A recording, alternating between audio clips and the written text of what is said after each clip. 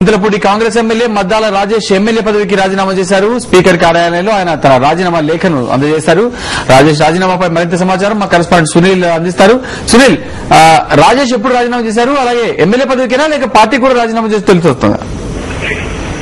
కుమార్, పశ్చిమ గోదావరి జిల్లా చింతలపూడి ఎమ్మెల్యే రాజేష్ తన శాసనసభ్యత్వానికి రాజీనామా చేశారు. ఉదయం 11:30 ఆయన అసెంబ్లీ ప్రాంగణానికి వచ్చారు. స్పీకర్ అందుబాటులో లేకపోవడంతో ఆయన పిఎస్ కు రాజీనామా లేఖ ఇచ్చారు. అసెంబ్లీ సెక్రటరీ సదారాత్రి కలిశారు. అయితే రాజీనామా అనేక స్పీకర్ అడ్రస్ చేశారు కానీ ఆయన కార్యాలయంలో ఇవ్వండి అని అసెంబ్లీ కార్యదర్శి సూచించడంతో స్పీకర్ సెక్రటరీకి ఎమ్మెల్యే రాజేష్ తన శాసనసభ్యత్వానికి రాజీనామా చేసి ఇచ్చినటువంటి లేఖను స్పీకర్ కార్యాలయంలో ఇచ్చారు. ఇంతకు ముందు కూడా కాంగ్రెస్ ఎమ్మెల్యేలు విజయకృష్ణ రంగారావు కొబ్బరి ఎమ్మెల్యే, ఏలూరు ఎమ్మెల్యే ఆధారాలు వీళ్ళిద్దరు కూడా ఇదే విధంగా తమ శాసనసభ్యత్వానికి రాజీనామా చేశారు. వీళ్ళు ఇద్దరు వీళ్ళంతా కూడా కాంగ్రెస్ పార్టీ సభ్యత్వానికి కూడా రాజీనామా చేశారు.